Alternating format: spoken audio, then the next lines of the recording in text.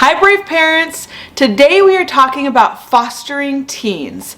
Specifically, I'm going to give you 5 tips on how to welcome one into your home. If you guys have not yet subscribed to our channel, hit that subscribe button to get more videos like this one where we give you insider information on fostering, adoption, and parenting challenging children.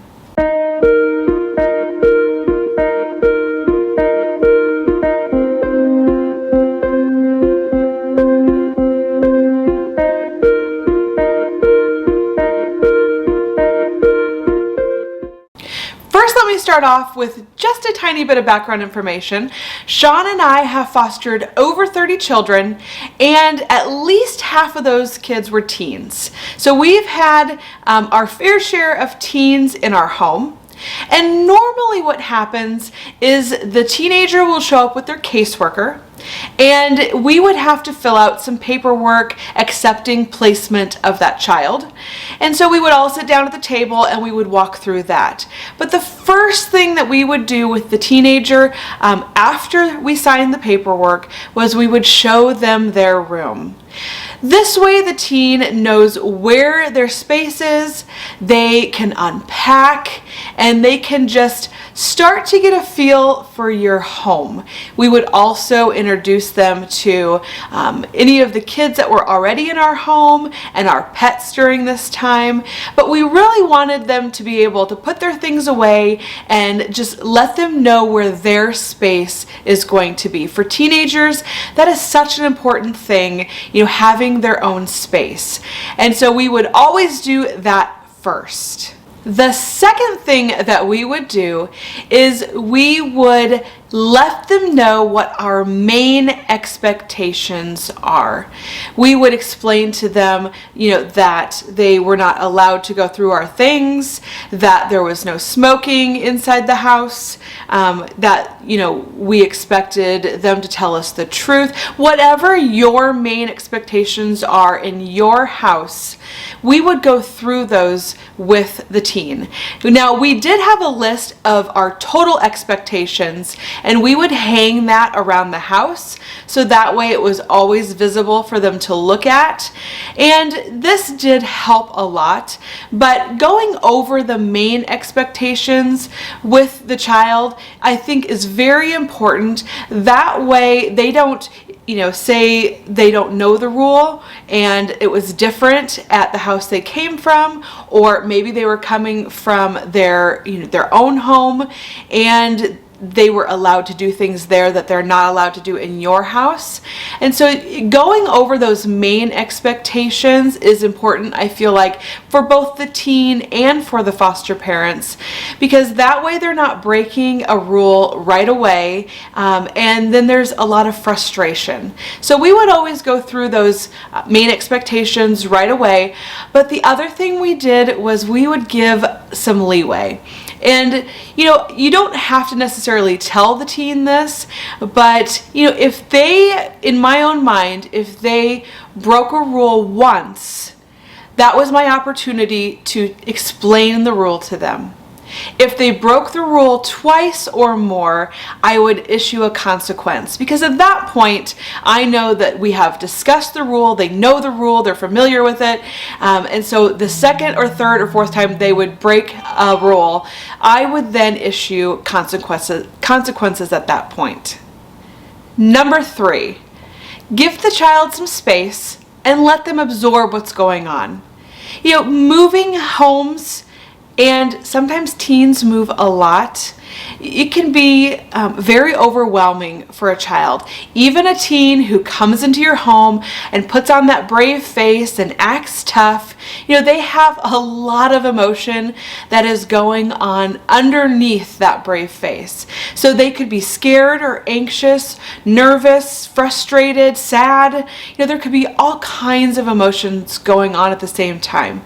So we would let the teen decide if they wanted to stay in their own space, if they wanted to come out and be in our main area with us. We would just give them the freedom to kind of do what they wanted in those first few hours. You know, if they wanted to go outside and explore, whatever they wanted to do within reason, we would let them do. We would give them their own space, so that way they could kind of think about and process what was going on. But Shaun and I would always go on with our daily routine. What we did though is we made it a habit that when we had a new placement come, we kind of always followed the same routine.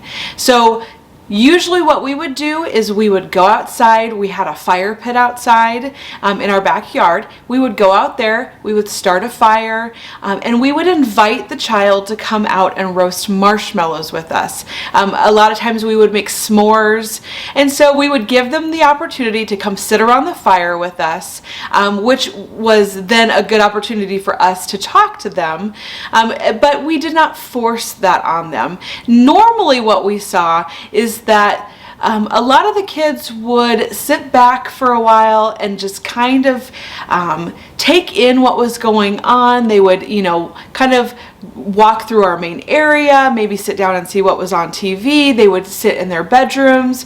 Some of them had phones, and so they would be on their phones, and they would just kind of take everything in. But it didn't take long, and they were usually sitting outside next to the fire with us and wanting to participate in our routine at the same time. So it was really a good experience, I felt like, and we always followed that same routine, and we found that most of the kids did the same thing. They would come in, want a little bit of space, and then they wanted to join us.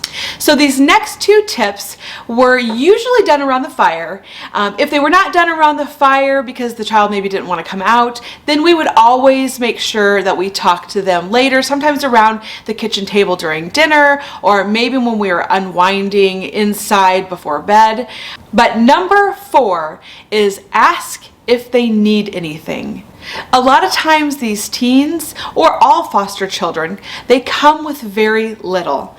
And so we would always ask the kids what they needed. Some of them needed clothes, some of them needed hygiene items, but we would always ask them if there was something that they needed. Some of them liked using certain shampoos, and maybe they didn't have that. Some of them, you know, shaved and they needed shaving cream or razors, or so we would always talk to them about what they needed, and then Shaun would take them to the store for any of the hygiene items that they needed. If they needed clothes, then usually we would go the next day and work on getting them some clothes. But any of the hygiene items that they needed from the store, Shaun would take them that night to go get those. That way they had them for the next morning. We also kept travel bags. I had a girl's travel bag and a boy's travel bag, and I just got them from Walmart, and they had like a deodorant in them, a mini shampoo, a mini conditioner, and things like that in them for the kids. That way I would always keep one in their room when I knew they were coming that was just for them to have and keep. And then we also of course had our own shampoos and conditioners and everything in our showers, but that way they had their own little travel bag that they could carry with them if they wanted to, and then we would take them to the store to get anything else that they felt like they needed. Number 5 is just be interested in them. We would usually sit around and we would ask the kids all kinds of things about them. We would ask them about their birth family, if they have siblings. We would ask them about previous placements, about their friends. We would ask about school. We would ask them if they had hobbies that they enjoyed or any activities that they did, like extracurricular. You would be amazed at what these kids will talk about if you let them. We found that most of the teens love to sit down and talk with us, and we were genuinely interested in what they had to say. We loved finding out more about the kids, and we also liked finding out if there was any interest that they had that aligned with ours, because that was always a great opportunity to do relationship building with them. And that way, that relationship building builds attachment, it builds trust, and it just teaches them how to also relationship build. And so we would usually just sit around and we would ask all kinds of questions to find out more about the kids. And I was really surprised how much the kids enjoyed talking back. And so this is a great opportunity to make sure that you make them feel like you are interested in them, because really, I think it's just human nature to like to feel like you're included, to like to feel like you have someone that's interested in you and genuinely cares about you and your interests. So the last thing I want to talk about today is I wanted to talk about the fear of fostering teens. And I had this too. I was really worried about fostering teens, and one of my main reasons was because I was worried about having foster teens in my home with my littles. I thought that they would be a bad influence. I thought that they would, cuss around the kids and not have any respect and not care that I said don't do that. I had all kinds of fears about fostering teens. And what I found out is that having littles and having these teens come into the home was actually an amazing thing. The teens loved our little kids. They helped participate with the little kids. They would help me serve up their dinner. They would play with them. They would hold them. They'd watch TV with them. And they really built a great relationship with our little kids. It was completely the opposite of what I thought it was going to be. So all this time, for the first 2 years that we fostered, we did not do teenagers. And, one of the main reasons was because of that. I was really worried about them coming into the home when we had these little kids.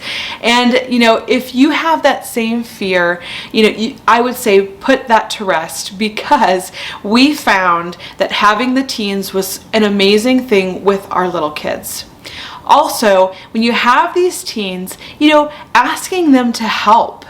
I really think that they enjoy helping. They enjoyed helping around the house with dinner. They would help me pick up.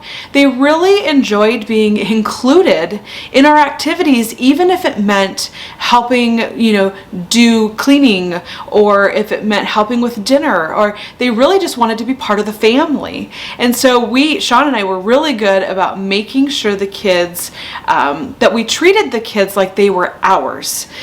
So we didn't treat them any different than we treated our kids, our teens. And they really, really liked feeling like they were part of our family, feeling included.